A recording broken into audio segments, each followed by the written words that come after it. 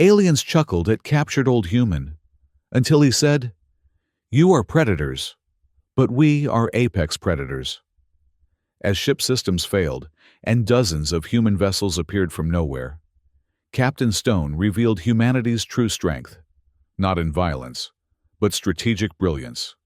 The alien commander, once contemptuous, now witnessed how true apex predators wield power, through patience, intellect, and calculated restraint. The gleaming hallways of the Galactic Enforcement Cruiser Judicator hummed with the quiet efficiency of a vessel designed for order and control. Sterile white corridors stretched endlessly, bathed in harsh fluorescent light that left no shadows for secrets to hide. 3 decks above the detention bay, Captain Elias Stone walked with measured steps, his weathered face betraying none of the calculations running through his mind. At 82, Stone's body had surrendered certain physical advantages to time, but his eyes, sharp blue beneath silver brows, missed nothing.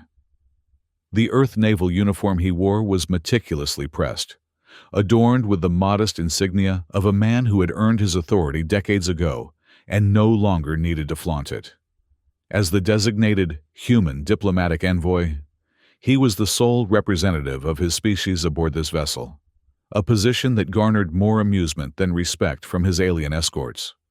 "This way, human," Commander Velcor chittered, mandibles flexing in what Stone had learned to recognize as barely concealed disdain. The Vril officer's exoskeleton gleamed under the lights, its iridescent blue-black surface reflecting fractals of light with each movement. 8 feet tall and possessed of compound eyes that missed no detail. Velcor embodied the physical superiority that had led the Galactic Council to dismiss humanity as a minor player in cosmic affairs. "I appreciate the tour, Commander," Stone replied, his voice carrying the gravelly texture of age, but none of its weakness. "Though I believe I requested access to the command logs first." A ripple passed through Velcor's segmented body, a tell that Stone filed away. Unease, perhaps, or irritation. "Command logs are restricted to authorized personnel," the Vril responded. "Your status grants no such privilege." Behind Velcor, Lieutenant Marishu glided silently, her luminescent form casting soft purple shadows that seemed at odds with the clinical environment. The Seraphine's telepathic abilities were legendary, though they seemed to find human minds particularly difficult to penetrate, a fact that visibly frustrated the lieutenant. Her featureless face, with only the suggestion of eyes in a sea of light, turned toward Stone as if studying a puzzle. "The human should be grateful for any accommodation," rumbled Chief Enforcer Brassix from the rear. The Garan's scaled hide rasped against his armored uniform as massive arms crossed over an equally imposing chest. "Most detainees see only the inside of a cell." A whispered chuckle passed between the aliens, a sound Stone had grown accustomed to during his 3 days aboard. They viewed him as they might view a child who had wandered into an adult conversation, amusing, perhaps even endearing in his ignorance, but ultimately irrelevant. "I'm sure the Judicator's facilities are most impressive," Stone said, his tone betraying nothing as they approached a sealed doorway. "Almost as impressive as her security vulnerabilities." The chuckling stopped. Velcor's compound eyes fixed on Stone with renewed intensity. "This vessel represents the pinnacle of Galactic Council engineering. You would do well to show proper deference." Stone merely smiled, the expression reaching his eyes, but revealing nothing of his thoughts. "Of course, Commander. Merely an observation from an old sailor who's seen his share of impressive vessels come and go." The interrogation chamber was a stark contrast to the corridor, darker, with recessed lighting that cast dramatic shadows across the contours of the room. A central table of polished metal dominated the space, surrounded by seats designed for various physiologies. No restraints were visible, but Stone had no doubt they could emerge at a moment's notice.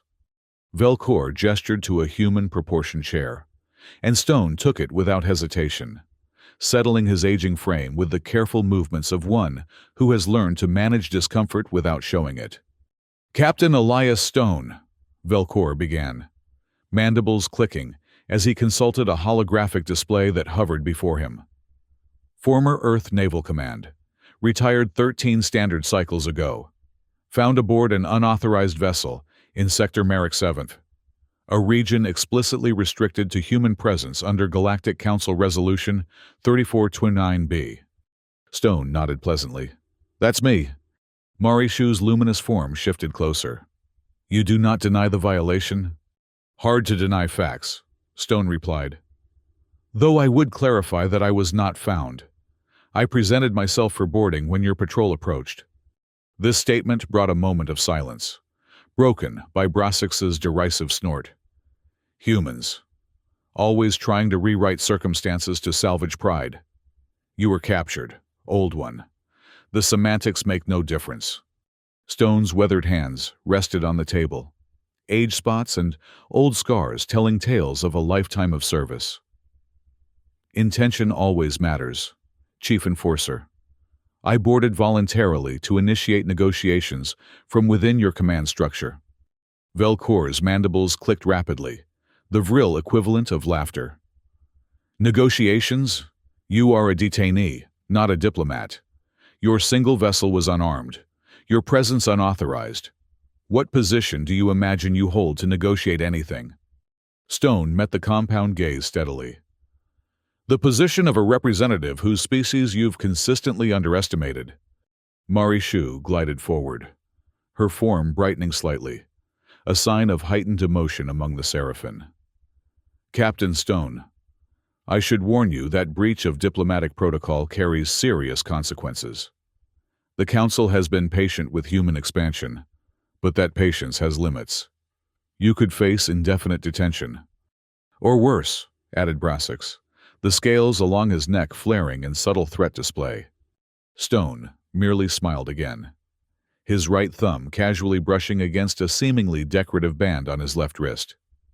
To the aliens, it appeared to be nothing more than an old man's antiquated timepiece, a curiosity rather than technology worth confiscating. "I understand the risks," he said quietly. "I've had 82 years to consider them." Something in his tone caused Marishu to tilt her featureless head, the suggestion of eyes narrowing within her luminous face. Before she could speak, however, the interrogation chamber's lights flickered.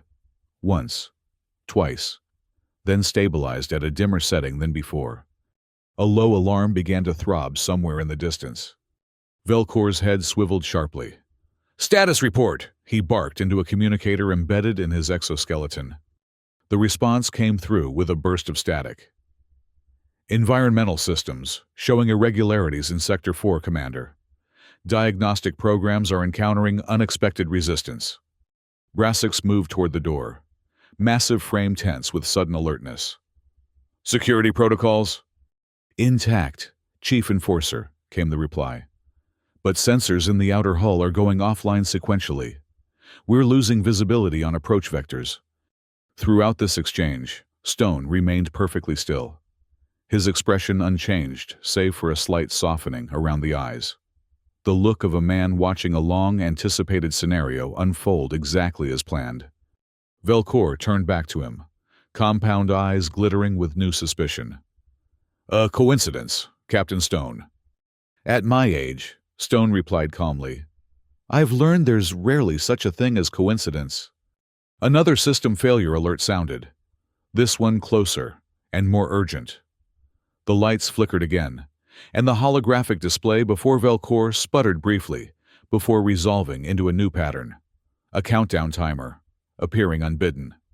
"What is this?" the commander demanded, mandibles flaring wide in alarm. Stone leaned forward slightly. "That, Commander, is the beginning of a conversation between equals." Velcor rose to his full height, towering over the seated human. "Explain yourself immediately." "Certainly." Stone nodded, as if they were discussing nothing more significant than the weather. "You've captured and released 17 human vessels over the past 6 standard cycles. Each time, Your crews performed the same inspection routines, accessed the same systems, and asked the same questions. Each time, you released those humans with what you thought was a stern warning, and no significant intelligence gained. He paused as another alarm joined the first, creating a discordant rhythm that seemed to match the tension building in the room. Each time, Stone continued, those ships returned with gifts, data packets on Judicator-class vessels, especially their weak points. Points like the junction between primary and secondary environmental controls, or the redundancies in your sensory arrays, or the cycling patterns of your security lockdowns. Brassix moved with surprising speed for his bulk, massive scaled hands slamming onto the table as he leaned toward Stone. You're claiming sabotage by an unarmed elder? Stone didn't flinch. I'm explaining strategy, Chief Enforcer. There's a difference. Mari Shu's luminous form pulsed with rapid color shifts, the Seraphim equivalent of agitation. Commander, I recommend immediate psychic scanning. If the human has confederates, you'll find my mind quite resistant to your probes. Lieutenant. Stone interrupted gently. Humans have spent decades developing countermeasures to Seraphim telepathy, another detail overlooked by the Council. As if to punctuate his statement, the gravity in the room fluctuated momentarily, causing the aliens to adjust their stances, while Stone remained perfectly still, as if he had anticipated the shift. Velcor activated his communicator again. Bridge, initiate emergency lockdown protocols. All systems to manual override. Security teams to sweep all sectors. The response came back fragmented, breaking up between words. Commander, systems responding unusual patterns. Stone's wrist device glowed faintly. The numbers clearly visible now. 1842 and counting down. You have approximately 18 minutes before critical systems begin to fail, he said conversationally. At 10 minutes, your air handlers will struggle to maintain proper composition. At 7, your gravity stabilizers will begin to fluctuate more dramatically. At 5, your communications with the fleet will be severed. Velcor's exoskeleton vibrated with barely contained fury. And you believe this demonstration will achieve what? Exactly. Your execution for crimes against the Council? No, Stone replied, his voice suddenly hard as tempered steel. It will achieve recognition. The recognition that humanity is not the primitive, harmless species you've dismissed us as. That we've been watching, learning, and preparing while you've been chuckling behind your mandibles and claws. A new voice joined the conversation as the door to the interrogation chamber slid open. A younger Vril, her exoskeleton bearing the markings of a technical specialist, stepped hesitantly into the room. Uncle, Commander, she corrected herself quickly. Engineering reports cascading failures in the central processor array. They're attempting to isolate the affected systems, but the infiltration patterns keep adapting. Velcor turned to the newcomer. Rissal, return to your post. This is a security matter. With respect, Commander, Rissal replied. Her mandibles set in a determined angle. I've been analyzing the pattern. It's unlike any virus or sabotage protocol in our database. It's almost conversational. Stone's eyes crinkled at the corners. Perceptive. It is indeed conversational. It's responding to your countermeasures, learning from them, and evolving. The more aggressively you fight it, the more systems it compromises. Rissel's compound eyes, fixed on Stone with unmistakable curiosity, rather than hostility. Fascinating approach. Not brute force, but adaptive intelligence. Rissal, Velcor snapped. Return to your station immediately. The younger Vril hesitated, mandibles flickering in what Stone recognized as the subtle defiance of youth against authority. She departed, but not before casting another glance at the human, a look that contained more assessment than fear. Brassix moved to position himself directly behind Stone's chair, a clear intimidation tactic. Commander, allow me to escort the prisoner to a secure cell, where we can continue this discussion with appropriate, persuasive measures. Stone's wrist device now showed 1526 and continuing its inexorable countdown. "Violence won't help you, Chief Enforcer," Stone said without turning around. "Neither will isolation. The program is already throughout your systems, dormant until activated by my presence aboard this vessel, and now running its course regardless of what happens to me."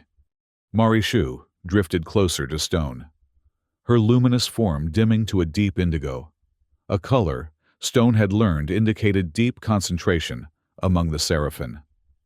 "I sense no deception in what fragments of your thoughts I can access, Captain, but also no malice. What is your true purpose here?" Stone met the suggestion of her gaze directly. "To establish that humanity deserves a seat at the table. Lieutenant, not as subjects, not as curiosities, but as equals." The ship shuddered slightly, and the lighting dimmed further before emergency backups engaged, bathing the room in a reddish glow that lent Brassix's scales an almost blood-soaked appearance. Velcor's communicator chirped again. "Commander, engineering reports life support systems showing early signs of strain. Backup systems are engaging but experiencing similar anomalies." The commander fixed Stone with a stare that would have intimidated a lesser man. "Take us to the bridge," he ordered Brassix. Perhaps seeing the consequences of his actions will loosen the human's tongue. As they moved through the corridors, Stone noted the increasing signs of distress throughout the vessel. Crew members hurried with purpose, their earlier disdainful glances at the human now replaced with looks of uncertainty or outright suspicion. The ship's ambient hum had changed pitch, taking on an irregular rhythm that any experienced spacer would recognize as systems under stress. Stone walked calmly between his escorts, his gait steady despite his age. The wrist device now showed 1214 and continuing downward. The bridge of the Judicator was a testament to Galactic Council design philosophy. A vast chamber dominated by a central command platform, surrounded by concentric rings of workstations. Massive view screens displayed both the star-speckled void of space and the increasingly concerning status of ship systems. Officers of various species moved with growing urgency between stations, their earlier confidence replaced by focused intensity. As Stone was escorted onto the command platform, conversations faltered, and all eyes turned toward the human. In that moment of silence, the subtle but persistent alarms seemed to grow louder. "Commander on deck," announced a Trill officer, his spotted skin flushing with what might have been relief or new anxiety. Velcor moved to the central command chair, but remained standing, his exoskeleton reflecting the red emergency lighting in unsettling patterns. "Status report." A holographic display materialized before him, showing cascading failure points throughout the ship's systems. What had begun in isolated sectors was now spreading methodically through critical functions. "Life support at 82% efficiency and declining, Commander," reported a Medusan technician, her gelatinous form pulsing with bioluminescent stress patterns. Gravity stabilizers fluctuating within tolerable limits, but showing increasing deviation. Communications experiencing packet loss and signal degradation. Weapon systems offline for diagnostic protocols that we cannot override. Velcor turned to Stone, who now stood surrounded by Brassix and 2 additional security officers. "End this, human. Whatever your point, you've made it. Now deactivate your sabotage before you kill everyone aboard, including yourself." Stone's wrist device showed 10:03 as he calmly raised his hands in a placating gesture. "Commander, if I wanted to destroy this vessel, we wouldn't be having this conversation. This is a demonstration, not an attack." As if to punctuate his statement, the air handlers gave an audible groan, and several crew members instinctively checked their emergency respirators. "A demonstration of what?" Velcor demanded, his mandibles clicking rapidly in agitation. Of the difference between predators and apex predators," Stone replied, his voice carrying across the suddenly hushed bridge. You and the Council believe yourselves to be the dominant forces in this galaxy because of your technological advantages, your physical strength, your psychic abilities. You are predators. Yes, but humanity has survived as apex predators without any of those advantages. He took a step forward, and surprisingly, Brassix did not stop him. We've evolved on a world that tried to kill us at every turn, Stone continued. We've survived by adaptation, by cooperation, and by understanding that true strength lies not in dominating through force, but in finding leverage. The precise pressure point where minimum effort yields maximum result. The wrist device now showed 817. What do you want, Stone? Marishu asked, her form shifting closer to the human. The same thing I wanted when I allowed your patrol to bring me aboard, Stone replied. A proper hearing for humanity's petition for sovereign recognition in Sector Merrick 7th, and a technology exchange program that benefits all Council species. Velcor's compound eyes narrowed. You risk war to demand territory? No. Stone shook his head. I risk myself to demonstrate why you should listen instead of dismiss. There's a difference. At 7 minutes, as promised. The gravity fluctuated more dramatically. Several officers grabbed their stations for stability, while Velcor was forced to take his command chair to maintain dignity. Brassix seemed largely unaffected, his powerful frame easily adjusting to the changing conditions.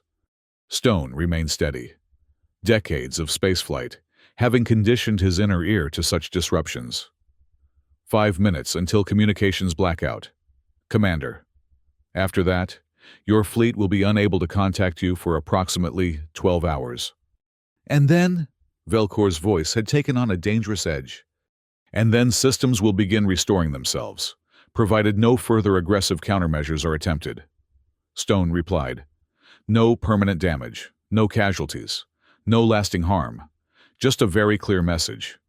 He turned slowly, addressing the bridge at large. Humanity doesn't want war. We've had enough of that among ourselves to last millennia. What we want is respect and recognition of the contribution we can make to the galactic community. With deliberate movements, Stone activated a holographic projector of his own, a small device that had been dismissed as primitive tech during his initial screening. The image that formed between him and Velcor was a detailed treaty document, its provisions clearly laid out in the standardized language of galactic diplomacy. Full recognition of human sovereignty in Sector Merrick 7th, Stone explained, as the document rotated gently in the air between them. A technological exchange program focused on adaptive systems and environmental sustainability, joint defense protocols against common threats, and most importantly, a seat on the Galactic Council with equal voting rights. Marishu drifted closer to the hologram, her luminous form carefully examining the provisions. These terms exceed what any new species has received in 3 centuries of Council history, because no new species in 3 centuries has demonstrated why they deserve them. Stone countered, until now. The ship shuddered again, more violently this time. The view screens flickered, and for a moment, the external view vanished, leaving only the status displays with their increasingly alarming metrics. When the external view returned, there was a collective intake of breath across the bridge. Where empty space had been minutes before, dozens of human vessels now hung in formation. Not massive warships, but modest frigates, civilian-grade vessels repurposed with subtle but effective modifications. They maintained a respectful distance, weapon systems visibly powered down. Impossible, whispered a navigation officer. Sensors showed no approach vectors. Because your sensors were compromised in exactly the same pattern as every patrol vessel that's intercepted our ships, Stone explained calmly. Those frigates have been shadowing the Judicator for 3 days, mirroring your system failures and now restoration, proving we could have attacked at any time, but chose not to. The wrist device showed 5s, exactly as the communications officer called out. Commander, we've lost all contact with the fleet. Subspace channels are experiencing total signal breakdown. Velcor's compound eyes fixed on the human vessels displayed on the view screen, then returned to Stone. For the first time, the contempt had vanished, replaced by something more complex, a reluctant reassessment. "You orchestrated all of this," the commander said slowly. "Not as an attack, but as a job interview." Stone's weathered face creased in a genuine smile. "An apt analogy, Commander. We're applying for membership in your organization by demonstrating our qualifications, rather than begging for admission." The life support systems gave another ominous groan, and the environmental officer reported, "Oxygen levels dropping below comfortable thresholds. Commander, recommend emergency protocols." Velcor's mandibles worked silently for a moment, compound eyes never leaving Stone. Finally, he nodded once, a sharp, decisive gesture. "I will relay your proposal to the Galactic Council, Captain Stone. I cannot guarantee their response, but they will hear it with my full attention." "That's all I ask," Stone replied, the tension in his shoulders easing slightly. "A fair hearing." "And our systems?" Brassix rumbled from behind him. Stone raised his wrist device, now showing 213. "As I said, they'll begin restoring themselves after communications blackout is complete. However," he paused, glancing around the bridge, "the process could be expedited with cooperation between your engineers and mine." Velcor hesitated only briefly before activating his communicator. "Engineering, locate Technician Rissal and have her report to the bridge immediately." Within moments, the young Vril appeared, her compound eyes bright with barely contained excitement. "Commander, Technician Rissal, you will coordinate with Captain Stone to restore our systems," Velcor ordered, his tone making it clear this was not a request. Rissal's mandibles clicked rapidly in what Stone recognized as enthusiasm, rather than the nervous gesture it might appear to others. "I've been analyzing the infiltration patterns. Commander, they're unlike anything in our databases, adaptive rather than destructive, designed to demonstrate vulnerabilities without causing permanent damage." She turned to Stone with unmistakable professional interest. "Your engineers must have spent years developing this approach." "Decades," Stone confirmed with a nod of respect. "Just as you've spent decades perfecting your defenses. Perhaps together, we can create something stronger than either could achieve alone." While Rissal and Stone began coordinating restoration protocols, Mari Shu approached Velcor's command chair, her luminous form pulsing with thoughtful colors. "Commander," she said quietly, "I've been attempting to access more of the human's surface thoughts during this exchange. What fragments I can perceive suggest he's withholding something significant, not about this demonstration, but about why Sector Merrick 7 is so important to them." Velcor's compound eyes narrowed. "A resource we've overlooked? Strategic position?" "Something larger," Mari Shu replied, her form shifting to the deep indigo of concentration. "Something concerning." Across the bridge, Stone was working with Rissal and a team of engineers, his aged hands moving with surprising dexterity across holographic interfaces as he explained bypass protocols to restore critical systems. The human vessels remained in formation outside, maintaining their non-threatening posture while clearly demonstrating their coordinated presence. As promised, at the 2-hour mark, systems began restoring themselves in the same methodical pattern they had failed. Gravity stabilized first, followed by environmental controls, then secondary functions. Throughout the process, Stone worked alongside the alien engineers, offering insights that bridged the gap between their technologies. By the time the Judicator limped toward a neutral outpost at the edge of disputed space, most critical systems had been restored. Communications remained offline, but the ship's internal functions had stabilized enough for normal operations to resume. Stone found himself summoned to a briefing room adjacent to the bridge, where Velcor, Mari Shu, and Brassix awaited. The atmosphere had shifted dramatically from their first encounter. Gone was the dismissive contempt. replaced by wary respect. "Your demonstration has made its point, Captain," Velcor began, his tone formal, but no longer condescending. "The Council will receive your proposal with the gravity it deserves." Stone nodded, settling his aging frame into a seat designed for a physiology far different from his own. "I appreciate that, Commander. But there's something else you need to see." From his pocket, he withdrew a data crystal of human design. "With your permission, I'd like to share information that explains why Sector Merrick 7th is vital, not just to humanity, but to all Council species." Marishu's form brightened with interest. "This is what I sensed, the concern beneath your surface thoughts." "Yes," Stone confirmed. "My primary mission was to ensure human sovereignty and establish mutual respect. But my secondary mission may prove far more important to all our futures." Velcor gestured to a data port on the table, and Stone inserted the crystal. A three-dimensional star chart materialized above the table, focusing on a region of space at the outer boundaries of Sector Merrick 7. At first glance, it appeared unremarkable, until Stone manipulated the display to show subspace readings collected over the past 5 years.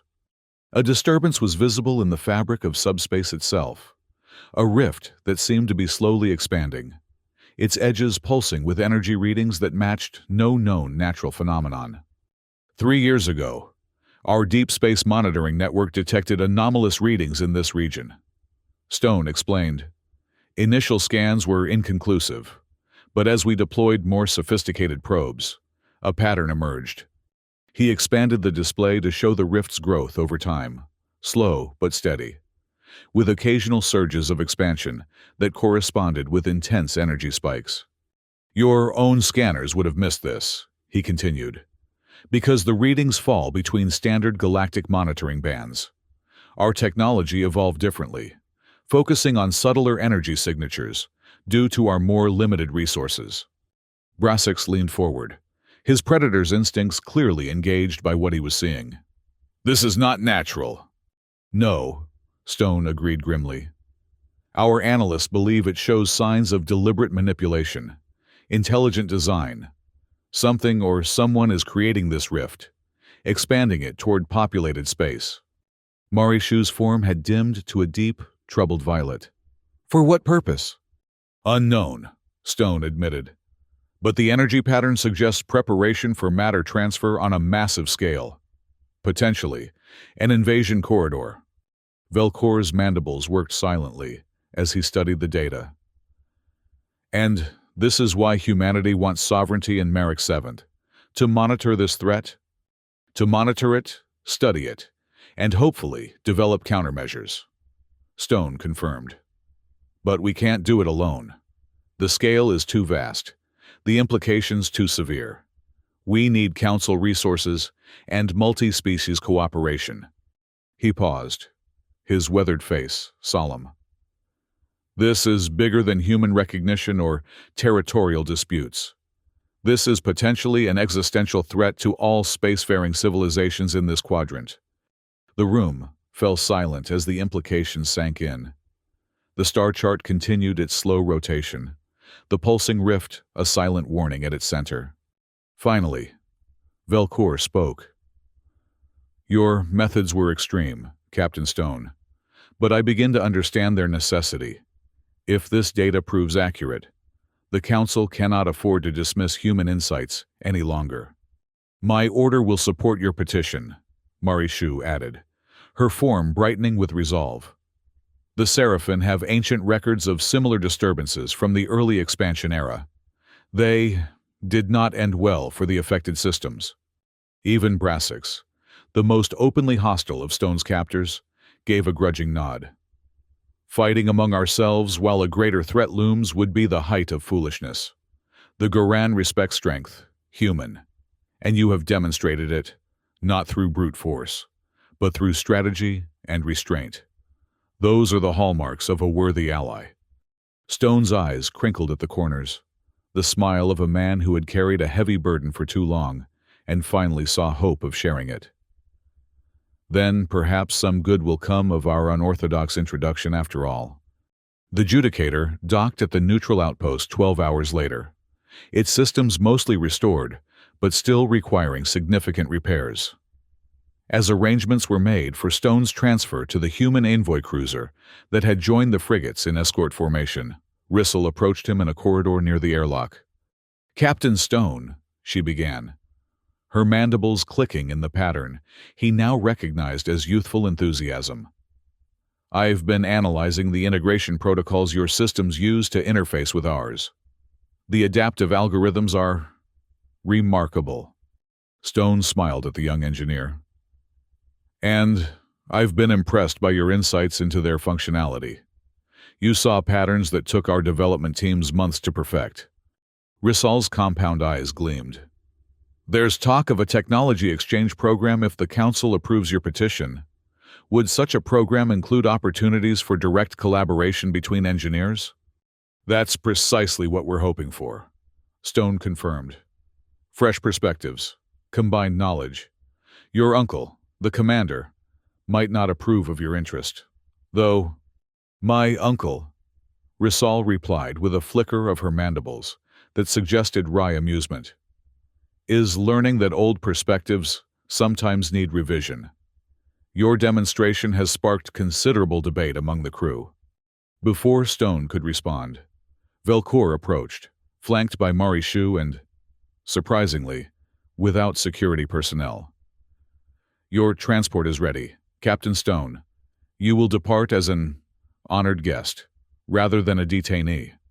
Stone nodded, recognizing the significant concession in those words. "Thank you, Commander. I trust our next meeting will be under more conventional diplomatic circumstances." "Perhaps," Velcour agreed, his tone carefully neutral. "The Council will convene an emergency session upon receipt of our report. Given the nature of the threat you've identified, I anticipate their response will be swift." Marishu drifted forward, her luminous form glowing with the soft gold that indicated formal address among the Seraphim. "The Lyran Order will advocate for human membership. Captain Stone, your species' unique perspective may provide insights our more established civilizations have overlooked." "The irony isn't lost on me, Lieutenant," Stone replied with a gentle smile. "Our very limitations may prove to be our greatest contribution." Brassix, who had appeared silently behind Velcour, gave a short, rumbling laugh. "You play a dangerous game, human, risking yourself to demonstrate your species' worth. There is honor in such a strategy, even if your methods were unconventional." "High praise from a Goran warrior," Stone acknowledged with a slight bow of his head. "I'll remember it." As Stone prepared to depart, Velcour extended a multi-jointed limb in what appeared to be an attempt at a human handshake, a gesture that would have been unthinkable days earlier. "Safe journey, Captain Stone. We will meet again soon, I suspect." Stone clasped the offered appendage carefully, mindful of the cultural significance of such contact for the touch-averse Vril. "Sooner than you might think, Commander. The subspace anomaly isn't waiting for diplomatic processes." With final farewells exchanged, Stone boarded the human envoy cruiser, the modest vessel, a stark contrast to the Judicator's imposing design. As he settled into the captain's chair on the small bridge, his executive officer approached. "Mission successful, sir?" Commander Sarah Chen asked, her expression a mix of respect and concern for her elderly superior. Stone gazed at the view screen, where the Judicator hung against the backdrop of stars, still impressive despite its compromised systems. "Phase 1, successful, Commander. They're listening now. Phase 2 will be the real challenge. The Council won't be easily convinced to commit resources to a threat they can barely detect," Chen observed, taking her station. "No," Stone agreed. "But they're predators. They understand threats to territory, to dominance. Once they accept the reality of what's coming, their instincts will drive them to defend their domain. And us, sir? What drives humanity in this?" Stone's weathered face grew thoughtful as the envoy cruiser pulled away from the outpost, the stars streaking into lines as they prepared for FTL jump. The same thing that's always driven us. Commander. Survival through adaptation. Cooperation against impossible odds. The understanding that true apex predators wield power with restraint and foresight, not brute force. He turned to her, with eyes that had seen decades of both human conflict and human triumph. We've spent our entire history fighting each other and our own world. Perhaps now we can help the galaxy fight something worse. As the envoy cruiser jumped to FTL, followed by its escort of frigates, the sensors of a joint human-Vril scout ship at the edge of Sector Marek 7th recorded a massive surge in the subspace anomaly, a pulsing, expanding distortion that briefly took on a pattern too regular to be natural before subsiding into apparent dormancy once more. The crew, a mix of humans and Vril, working side by side without the formality of council protocols, recorded the event and prepared their report. The data would reach both Earth Command and the Galactic Council simultaneously, the first fruits of a cooperation born from confrontation. In the vast emptiness beyond the anomaly, something stirred, sensing the scrutiny, but not yet ready to reveal itself. The game of predator and prey was shifting to a new playing field, with rules none of the current players fully understood. But for the first time, they would face it together.